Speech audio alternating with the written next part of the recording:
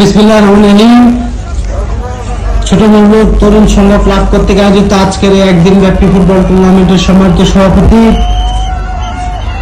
উপস্থিত অন্যান্য অতিথিবৃন্দ, অত্র এলাকার ফুটবল প্রেমী সর্বস্তরের জনসাধারণ ভাই ও বোনেরা, সকলের প্রতি রইল আমার ব্যক্তিগত পক্ষ থেকে সালাম ও শুভেচ্ছা। আসসালামু আলাইকুম ওয়া রাহমাতুল্লাহি ওয়া বারাকাতুহু। গ্রাম বাংলার একটা ঐতিহ্যবাহী খেলা হচ্ছে ফুটবল খেলা। শুধু বা গ্রাম বাংলার নয়, সারা পৃথিবী ব্যাপী এই ফুটবল খেলার জনপ্রিয়তা তুঙ্গে। যত খেলা আছে পর্যন্ত সবচাইতে আকর্ষণীয়, জনপ্রিয়, উত্তেজনাপূর্ণ খেলা হচ্ছে ফুটবল খেলা। যার কারণে গ্রাম বাংলা থেকে শুরু করে শহর থেকে শুরু করে সর্বক্ষেত্রে এই ফুটবল খেলার জনপ্রিয়তা তুঙ্গে। আজকে এই সুকমূলক তরুণ সংঘ যে আয়োজনটা করেছে, আমার ছোট ভাই আলমগীর সহ অন্যান্য যারা আছে তাদেরকে সকলকে আমি ব্যক্তিগতভাবে ধন্যবাদ জানাই এই এত সুন্দর একটা আয়োজন করার জন্য।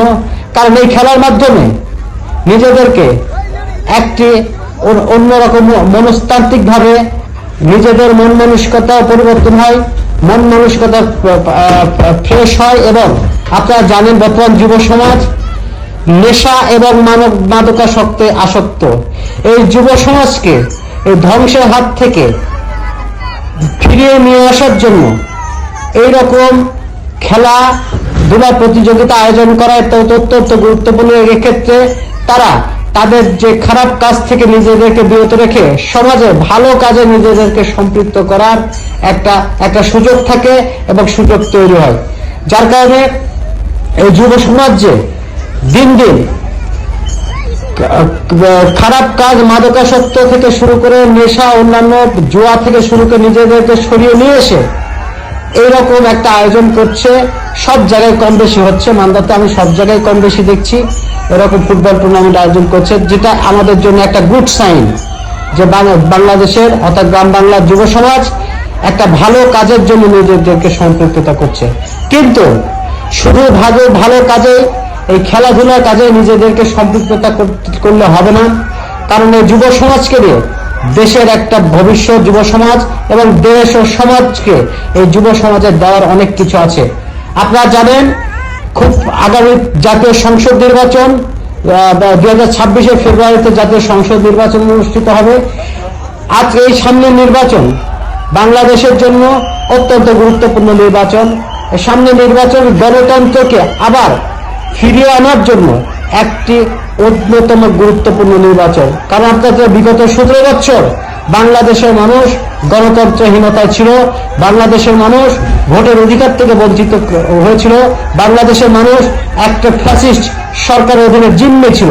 সেই জিম্মে দশা থেকে এই যুব সমাজ, এই জেনজি, তাদের রক্তের বিনিময়ে, তাদের জীবনের বিনিময়ে এই গণতন্ত্রকে ফিরিয়ে এনেছে। গণতন্ত্রের ফ্যাসিস্ট সরকারের পতন ঘটিয়ে গণতান্ত্রিক ভাবে দেশকে আবার ফিরিয়ে এনেছে। সুতরাং এই দেশকে পুনরায় গণতন্ত্র প্রতিষ্ঠিত করার জন্য আগামী নির্বাচন অত্যন্ত গুরুত্বপূর্ণ। সুতরাং এই যুব সমাজকে যেরকম বাংলাদেশ যখনই একটা অন্ধকারের দিকে বাংলাদেশকে নিয়ে যাওয়ার চেষ্টা করা হয়েছে, 1971 সালে মুক্তিযুদ্ধ থেকে শুরু করে 1952 সালে ভাষা আন্দোলন থেকে শুরু করে এই 24 জুলাই অভ্যুত্থান থেকে শুরু করে সর্বক্ষেত্রে বাংলাদেশকে যখন অকার্যকর রাষ্ট্র পরিণত করার ষড়যন্ত্র হয়েছে, বাংলাদেশকে যখন একটা বহির্বিশ্বের বিভিন্ন ক্ষমতাধর দেশ বাংলাদেশকে যখন গ্রাস করার জন্য ষড়যন্ত্র করেছে, ঠিক সেই মুহূর্তে সবসময় যুব সমাজ, ছাত্র সমাজ বাংলাদেশের মানুষের পাশে,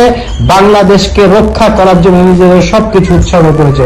সুতরাং আগামী নির্বাচনেও বাংলাদেশের গণতন্ত্র পুনঃপ্রতিষ্ঠার জন্য, বাংলাদেশের গণতন্ত্রকে ফিরিয়ে আনার জন্য অত্যন্ত গুরুত্বপূর্ণ। আর এই নির্বাচনে আমি বিশ্বাস করি খেলাধুলার পাশাপাশি এই নির্বাচনকেও যুব সমাজকে গুরুত্ব দিতে হবে এবং বাংলাদেশের গণতন্ত্র ফিরিয়ে আনার জন্য যে আন্দোলন সংগ্রাম হয়েছে এবং এখনো বাংলাদেশকে নিয়ে ষড়যন্ত্র চলছে বিভিন্ন বিশ্বব্যাপী, আমি বিশ্বাস করি যতদিন পর্যন্ত এই যুব সমাজ সচেতন থাকবে, যতদিন পর্যন্ত এই যুব সমাজ এই বাংলাদেশের ভূখণ্ডকে আঁকড়ে ধরে রাখবে, ততদিন পর্যন্ত পৃথিবীর কোন শক্তির এই বাংলাদেশকে আর অন্ধকারের দিকে নিয়ে যাওয়া। তাই আগামী নির্বাচন সকলের জন্য গুরুত্বপূর্ণ। সুতরাং এই খেলাধুলার পাশাপাশি দেশ ও সামাজিক উন্নয়নের জন্য নিজেদেরকে সম্পৃক্ত করতে হবে এবং নিজেদেরকে সচেতন থাকতে হবে। আমি বিশ্বাস করি আপনারা সচেতন থাকলে বাংলাদেশ আর পিছিয়ে পড়বে না। বাংলাদেশ অবশ্যই অবশ্যই গণতান্ত্রিকভাবে আবার পূর্ণ প্রতিষ্ঠিত হবে, সোনার বাংলাদেশের রূপান্তরিত হবে, সুজলা সফলা শস্য শ্যামলা বাংলাদেশের মানুষ যেভাবে শান্তিপ্রিয়, যেরকম নিজেদের অধিকার রক্ষা করতে জানে, ঠিক একই রকম ভাবে নিজেদের অধিকার ফিরিয়ে আনার জন্য সর্বোচ্চ ত্যাগ স্বীকার করতে পারে, সেটা বাংলাদেশের মানুষ বিগত সময় প্রমাণ করছে। সুতরাং আগামীতেও এই নির্বাচনকে সামনে রেখে আমাদের সকলকে সচেতন থাকতে হবে, ঐক্যবদ্ধ থাকতে হবে এবং আমি বিশ্বাস করি এই যুব সমাজই বাংলাদেশের একমাত্র শক্তি। যুব সমাজ, ছাত্র সমাজ যদি বাংলাদেশের দিকে নজর দেয়, বাংলাদেশের ভূখণ্ডের দিকে আঁকড়ে ধরে থাকে, তাহলে অবশ্যই পুরো ষড়যন্ত্র কাজ হবে না এবং বাংলাদেশে আবার গণতন্ত্র ফিরে আসবে এবং 2026 যে নির্বাচন, সেই নির্বাচন বাংলাদেশে অনুষ্ঠিত হবে। সুতরাং সকলকে ঐক্যবদ্ধ থেকে গ্রাম, মহল্লা, ইউনিয়ন, থানা পর্যায়ে সকল যার যে অবস্থান থেকে আসুন আমরা এখন খেলাধুলার পাশাপাশি সামাজিক উন্নয়নে নিজেদেরকে সম্পৃক্ত করি, সামাজিক উন্নয়নেও নিজেদেরকে সামাজিকভাবে নিজেদেরকে প্রতিষ্ঠিত করি। তাহলে এই সমাজ থেকে যত রকম নেশা, মাদকাসক্তি এবং সমাজকে গ্রাস করা যত রকম খারাপ কাজ, সেটা থেকেও নিজেদেরকে দূরে রাখতে পারবো এবং যারা এই কাজের সঙ্গে জড়িত তাদেরকেও ফিরিয়ে এনে সামাজিকভাবে এবং নিজেদের দেশ পুনর্গঠনে, সমাজ পুনর্গঠনে নিজেদেরকে সম্পৃক্ত করতে পারবো বলে আমি বিশ্বাস করি। সুতরাং আপনারা আগামী জাতীয় সংসদে যারাই মান্দাতে আপনারা জানেন বান্দা থানা বিএনপি অধ্যুষিত এলাকা। সুতরাং এখানে দল যাকে বিবেচনা করবে, আমাকে করুক, ডাক্তার টিপু সাহেব করুক, মতিন সাহেবকে করুক, মকে সাহেবকে করুক, যাকেই করুক না কেন, দল যাকে বিবেচনা করবে সকলে ঐক্যবদ্ধভাবে গণতান্ত্রিক শক্তিকে ক্ষমতা আনতে হবে। গণতান্ত্রিক ভাবে দেশকে পুনঃপ্রতিষ্ঠার জন্য আগামী নির্বাচন অত্যন্ত গুরুত্বপূর্ণ। সুতরাং এই নির্বাচনে আপনাদেরকে অগ্রণী ভূমিকা পালন করতে হবে। আমাদের নেতা দেশনায়ক তারেক রহমান একটা কথা বলেছেন, এই যুব সমাজ দেশকে পরিবর্তন করতে পারে। এই যুব সমাজ যদি ঐক্যবদ্ধ থাকে, এই দেশ উন্নয়নশীল উন্নত দেশ হতে বাধ্য। সুতরাং আমাদেরকে সকল ঐক্যবদ্ধ থাকতে হবে, মন মানসিকতা পরিবর্তন করতে হবে, নিজেদেরকে দেশের জন্য, সমাজের জন্য নিজেদেরকে সম্পৃক্ত করতে হবে এবং সমাজ পুনর্গঠনে নিজেদেরকে যার যে অবস্থান থেকে অগ্রণী ভূমিকা রাখতে হবে। সকলে ভালো থাকবেন, আমি আর বেশি সময় নেওয়া, সকলে ভালো থাকবেন, সকলে আমার জন্য দোয়া করবেন এবং এই এলাকার যুব সমাজের সার্বিক উন্নয়নের জন্য আমার যতটুকু সাধ্য প্রয়োজন আমি সবসময় সহযোগিতা করে আসছি। ভবিষ্যতেও আপনাদের সকল সামাজিক কাজে, ভালো কাজের সঙ্গে আমি সর্বোচ্চ যে সহায়তা করব বলে আমি আপনাদেরকে আশ্বস্ত করছি। সকলকে অসংখ্য ধন্যবাদ।